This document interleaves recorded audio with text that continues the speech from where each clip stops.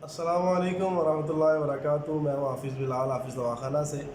आज का हमारा टॉपिक है रेहान प्लांट, जिसे इंग्लिश में बासिल कहते हैं और इसे हिंदी ज़ुबान में तुलसी कहते हैं और आम ज़ुबान में इसे न्याज़बू कहते हैं। इसके बेनिफिट्स और इस्तेमाल का तरीका मैं बताऊंगा। इसके बेनिफिट बेशुमार हैं।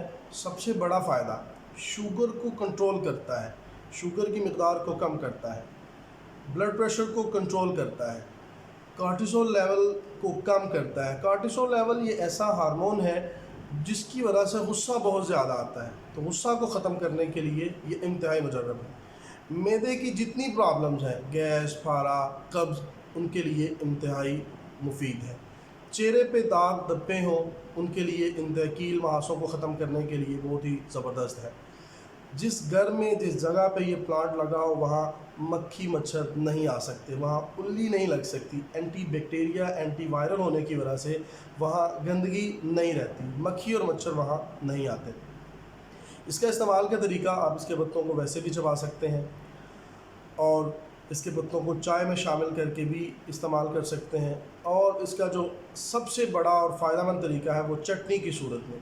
आप इसकी चटनी बना लें।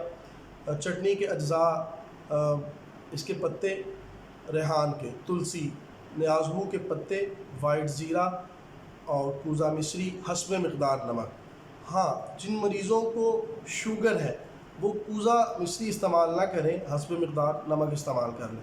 और जिन मरीज़ों को बीपी, ब्लड प्रेशर का मसला है, वो नमक इस्तेमाल ना करें, हस्बे मिक़दार कूज़ा मिश्री इस्तेमाल कर लें। न्याज़बू को अपनी ग़िज़ा का हिस्सा लाज़मी बनाइए। वस्सलाम, जज़ाकुमुल्लाह खैर।